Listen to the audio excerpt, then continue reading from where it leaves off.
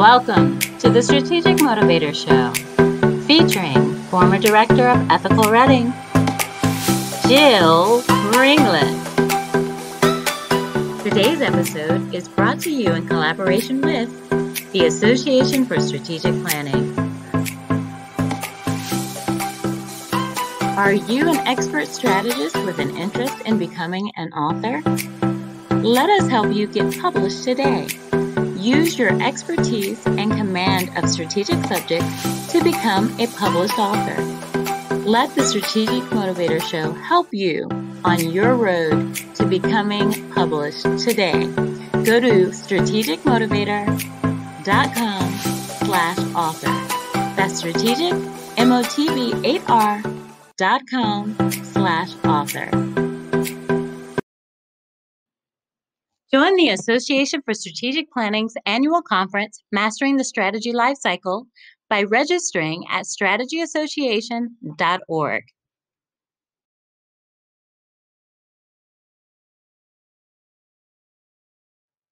And now we're happy to introduce Dr. Gill Ringland. Dr. Gill Ringland is the former Director of Ethical Reading, and she will be the Association for Strategic Planning's Keynote Speaker for 2021. She will be speaking on the role of ethics in strategy. Gill is an author with 8 books to her name, and the next book, called Green Shoots from Here to There, is in preparation. She writes as a senior manager, sharing her experience of strategy. Her books are in wide use in business schools. And as Director of Ethical Reading, she combined ethics with strategy.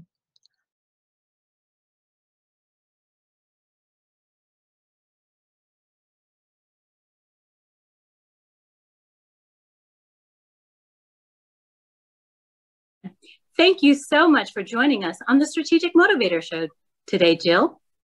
I'm delighted to be here. For our audience members who may not have been introduced to you as yet, tell us a little bit more about you and what you do. Well, the short version, I think. The short version is I wrote scenario planning, which you mentioned in your introduction, when I was working at ICL. And ICL were fabulous to it, in that not only did they give me lots of opportunities to do interesting projects, but they allowed me to write about them. And so the reason I think scenario planning is so widely used is because it's a warts and all book. It explains what not to do as well as what to do. And that's really unusual for a strategy book. Normally they're written by consultants who perfect. And it definitely wasn't perfect at ICL, they let me say so. So after ICL, I went to SAMI as Director, Fellow, and CEO. And our mission was strategy with a view of the future. And so while I was there, I wrote several books, including one which is very relevant now called Beyond Crisis, which was with my colleagues Oliver Sparrow and Christian Wilson. We also did a lot of teaching and coaching to governments and the United Nations and to firms. And at one time, we had people working in all the continents except Antarctica, which I think is pretty good, but we didn't get to Antarctica. Oh, well, you can't. And so we were mostly initially working with people who use strategic tools like scenario planning, like Three Horizons, like Futures Wheel. And then we found that right across all the sectors and all the geographies we were working in, that there was a lack of capability in the organizations to actually have the horizon scanning capability to understand what was happening in the world to feed in these tools. And so we started thinking about what were the major trends in the world.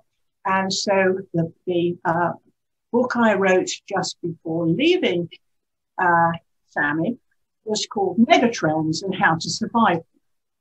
And that was written with Richard Lustig. And that, as well as scenario planning and Beyond Crisis, are all available on Amazon. Then, while I was at Ethical Reading, it became absolutely clear that COVID had accelerated all sorts of changes, and we were at the end of an era. And so that's why I started writing again with Patricia Lustig, my co-author, Green Shoot from Here to There, which is the book you referred to. And so what I thought I might do in this sort of teaser, as it were, for the ASP conference, is to maybe tell you some of the reasons why we think it's the end of an era. No wonder you're one of the most storied futurists around to have your depth and breadth of experience to see that convergence of strategy with what's happening right now on the ground with COVID. So tell me, one of the things I know you talk about is we're in a new era. So what are the signs that we are on the cusp of a new era? Lots and lots and lots of them. But I'll just do three. First is the family. Second is the economy. And third is global politics. That's really quite a spectrum if you think about it. What's happening to the family? Well, women are having fewer children across the world. And that means that in places like East Asia and in Latin America, population's decreasing. It means that family structures are changing globally. So, in my parents' time, you were one of a member of 3 or 4 children. You had parents, and maybe you saw one of your grandparents, still alive.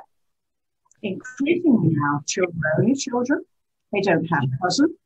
They have parents who are still alive. They have 4 grandparents who are still alive. They maybe even have great-grandparents who are still alive. And they're trying to look after all of these at the same time as developing their own life. And that is such a big stress. It's a really big change in society. And even in the US, where the population's grown through immigration for so long, by 2030, there are going to be more old people than young. Big change. So big changes in family. And there's also an interesting knock-on to the economy, because 2/3 of the global economy, 2/3 of GDP, is family firms. Now, family firms have always been models for ethics. They've been really good places to work because they were in it for the long term. What happens when you only have one child? When one child says, I don't want to run the firm. The whole perspective changes. And so a whole cadre of companies are likely to disappear over the next 20 to 30 years. And they've been a real backbone of stability. So there's other things happening in the economy as well. We've all seen blue-collar jobs vanish, or at least be augmented. So instead of having 20 people digging a ditch, you have one person with a machine. Same thing's happening to white-collar jobs, travel agents, doctors, accountants, lawyers, not hairdressers yet, but presidents. White-collar jobs. And so there's a big impact in terms of the stability of an economy, because the middle class are a great source of stability. I think the Greeks first started talking about how important the middle class was. And inside company, the lack of middle management, because middle management's been hollowed out because so much of the information management can now be done automatically. But what can't be done is the management of people and the mentoring of people. And middle managers used to mentor people, and they provided a ladder up so that there was succession planning through the company. Hard to do if all you've got is an outsourced HR that's trying to spot who are the people to promote. It's a different sort of company. And then thirdly, last but not least, we all know that, Asia is the motor of growth. It's where the economy is growing. And most of the economic activity now is within Asia. It doesn't even rely on Europe and North America. And we know about groups of Chinese who are coming and jumping all over skydiving sites. And it used to be that it was the Japanese that we complained about, and the Chinese. But it's happening. And that's just the tip of the iceberg, because then all e-commerce sites will be designed for Chinese with their assumptions. Cars will be designed for the size of Chinese people. And then you have to have special measures to make them adaptable for Western, and the political power follows economic power. So apart from the fact that the planet is changing, the economy is changing, global politics is changing, no need to worry. But I don't worry, actually. I'm an optimist. I believe that change brings opportunity. I think that people are incredibly resilient, and I think it's going to take some time. But we should be aware that things are changing. Thank you so much, Jill. That is fascinating, just to see your well-rounded look. You talked about, just really how those impacts are happening in so many different ways and so many different sectors, with people, with the economy, with the technology. And so, as we think of that, I really kind of honed in on you saying that we actually don't have that handoff, so to speak, right?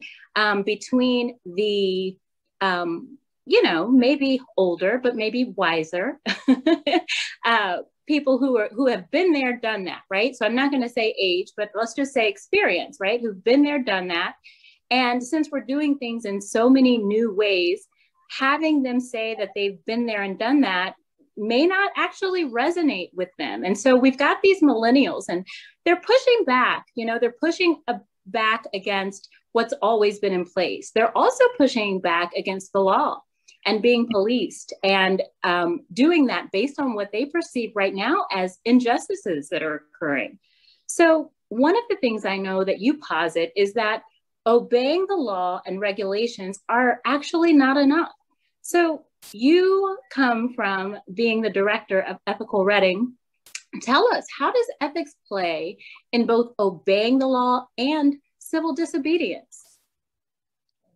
Well, we have to remember that laws are made by people, and they reflect the assumptions of a society. And so when there are a lot of changes, the law finds it hard to keep up. And so there are lots of examples of that. Like, for instance, slavery was acceptable within the law for many, many years. And the world changed. And attitudes towards smoking and drink drinking. The world changed. So the world does change. And the legal system finds it hard to keep up. So we've got lots of examples of Gen Z and millennials organizing to do really great things in a perfectly legal way that isn't civil disobedience. So things like the story of how, the world's millennials got together to help with the results of the earthquake in Nepal in something called the Yellow House. The millennials in Switzerland fighting the far right. The way in which Greta Thunberg has been able to mobilize.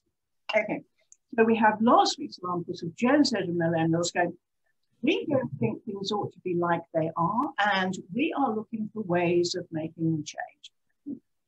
And so I wouldn't encourage anybody to break the law. But if the law in a particular place was something that I thought wasn't right, I might campaign against it. So let me give you an example. There's a 17-year-old girl in India. She is campaigning because her parents wanted to marry her off at the age of 13. That was illegal, but it's legal for you to be married off at the age of 14. And the fine for illegal marriage is only $10. So she is campaigning that the legal age of marriage should be 18, because she believes that women need an education, and they're not going to get particularly married at the age of 12. And she's campaigning to increase the fine. And probably what her actions are is viewed by some of the people around as being civil disobedience, because she's organising campaigns. But I would think that's a perfectly reasonable thing to do. So that's, in a way, the difference between ethics and the letter of the law. Does that make sense? I definitely see and understand you, and definitely going to not go down the rabbit hole there. I'm sure there's plenty that agree and disagree. But what I do want to get us back to is the ethics part of it. And tell me, what is your definition of an ethical organization? So as we're asking these, you say campaign, in a way that doesn't break the law. And you talk about that it kind of stems from having some ethical organization when you are organizing maybe an entity that is going to campaign against it. So tell us what you actually mean by what is an ethical organization, and also tell us what's the importance of having one. Well, there's a fair amount of pressure now among investors and also people and customers, employees and customers, for organizations to adopt what's widely called ESG criteria, which is environmental, social, and governmental. And this is actually an awful lot about obeying the law. You know, like there are environmental rules and they get set. ESG is very much, yeah, it's a bit more than that, but it's very much about obeying the rules. What an ethical company, in addition, will do is have concern for its people and its customers and its supply chain in a way that is transparent. Because transparency is one of the ways of shedding light on practices such that they have more ethics, more stability. So transparency is one. Ethical behavior of the sort of behavior attracts people to work for the company. That's very good for performance because a high labor turnover is a big cost to a company, but it's also a great benefit to a company having loyal employees who are stable and understand the company to work for the company. So there's a whole spectrum from, you know, really fraudulent, nasty companies at one end through various stages of shading rules or obeying rules, but no more, and then going the extra mile for customers, for suppliers, and for employees. And that's where I would say an ethical company is. And there are international competitions for ethical companies and so on. And so those are some of the things I'll be talking about a bit during the keynote at the ASB 2021. Awesome. And that really brings me to our next question. I know that you really believe that strategic planners should embrace ethics. And in fact, you're going to be talking about that. You say that they should take the high ground in organizations, improve performance. So why is it so important for us to embrace ethics while we're planning? Partly because an ethical culture cannot be in place if it's not there strategically. And so unless it's there strategically, and unless some of the processes are in place to encourage it, like, you know, the full training, the full institution of ways in which people can contribute, all of those have to come out of strategy. Because I've been talking to a friend who's a professor of business ethics in Omaha about this, and she says the reason it's so important is that quite often ethics isn't at the table when strategy is discussed, and then they're catching up. Whereas if strategy understands what ethics can supply, you've got a win-win. Very good. Thank you so much. That is so amazing. And so let's do a little bit what I do with all of my guests. We're going to play a round of good strategy, bad strategy. Are you ready, Jill? I'm not sure. Don't worry. I think it's going to be fun. All right. So what I will do is I will tell you either a couple of strategies, or I will tell you one strategy and you'll tell me if you think it's a good strategy or not. All right. So let's go. The first one is fake it till you make it. Is that a good strategy, Jill? Fake it till you make it. No. I, in fact, left a company because it was a startup, and the prime mover of the startup was in public saying things that weren't true because he thought that, you know, people would lose faith. And so I don't think you have to be don't think you have to go out of your way to tell people things that will upset them. But I do think that faking is wrong, because it doesn't, it bites you in the bum. Okay, great. Thank you so much for that. And I would imagine that really is in alignment with being ethical. So we love that.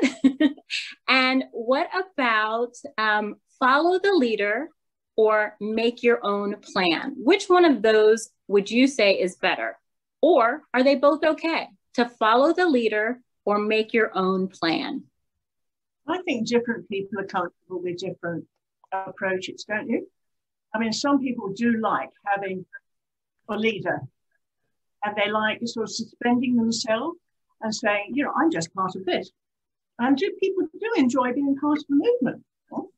And other people might think that's okay, but I'm not going to get in his way by smiting aside. It's much better for me, even if I'm sympathetic with what they're doing, to say, actually, no, I'll make my own plan. Okay, great. And would you say, as far as culture, many people say that culture is something that you should plan in the beginning, or do you believe that culture is something that you should let form in an organization? What's the best strategy to create a culture for your organization? Oh, I think culture has to be encouraged. There have to be some rules such that people understand what is an acceptable set of behaviors. I don't think that you can legislate for culture, but you can make sure that behavior is acceptable. And then you have a culture. Gotcha. Okay, well, that wraps us up for a good strategy, bad strategy. Thank you so much for playing along. And, the reason why we have you here today, we're so excited. We have the collaboration with the Association for Strategic Planning, and you are the keynote speaker for the conference, which is happening May 19th through May 21st, 2021. It's the ASP 2021 Mastering the Strategy Lifecycle. So we're so happy. So again, you've told us a little bit about why people will listen into you, what more you're going to be saying. You've only done the tip of the iceberg here, but tell us what else may be an incentive for people to register. Well, I think people might be a bit sort of put off because of the idea of a virtual conference where you don't get, having coffee together, bumping into people and stuff. Let me put the other side of the picture. I do some work with the Association of Professional Futurists, and they held a virtual conference. They'd always had a physical conference. The virtual conference was amazing. It's got twice as many people. It's got a different demographic, people from small organizations, young people, more diverse people came. The conversations were awesome, and it's revolutionized the Association of Professional Futurists. So that's the opportunity. Absolutely. Like many of us, I've had the opportunity now to attend so many virtual conferences. And I thought I'd miss everything at first too, but I found that you get even a lot more participation of people who are able to give their voice and lend their voice. They're not afraid. They're in the chats. They're really doing so much in the virtual capacity. So we are excited. The conference is just chock full of participants. Please go to the site. We'll put the link up, but it'll also be in the show notes. So just make sure that you go because we want to see you there. I will also be speaking at the conference, and I will be helping CEOs own their industry and crush their competition, and strategists helping them to do that. So we are just so excited that you guys are going to be along for the ride with us. We can't wait till the conference, but we'll see you then. So before we go, though, Gill, thank you so much. I just want to take the time to thank you for being here today. Thank you for the opportunity and the conversation. Thank you, Robin. It has been awesome. And tell us, before you go, how do people stay in contact with you? What are ways that they can follow and especially get that last book that's coming out? Well, I have an email address, or I'm on LinkedIn. My email is jill.ringland@sammyconsulting.co.uk, but Googling me finds me. There are websites that I can refer people to. One is our Global Megatrends website, which has got details of the green shoot on. One is Sammy Consulting website, which is all about the tools for foresight, really, I think we'd call it foresight. Mm-hmm. And for more about ethical organizations, www.ethicalreading.org.uk. So, information, or the door's open if people want to come.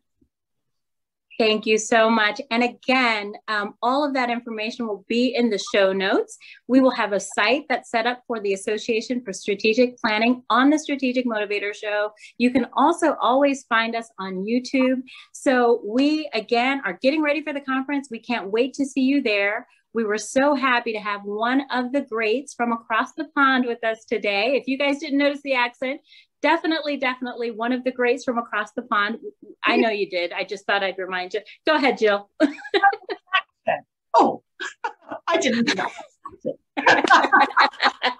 Well, maybe it's me. Oh my gosh. Well, it's a pleasure because that doesn't happen all the time for us. But we appreciate you because our motto is to help us make the world's leaders more strategic. And we are going to be able to do that based on you participating on our show. So thanks again. And for everyone, have a great day. Brought to you in collaboration with the Association for Strategic Planning.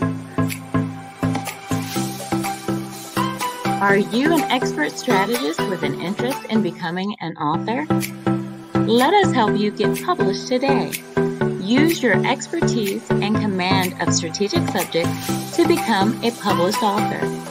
Let the Strategic Motivator Show help you on your road to becoming published today.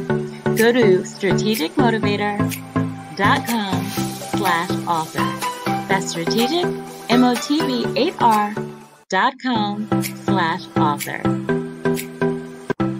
Watching on YouTube? Make sure to like and subscribe.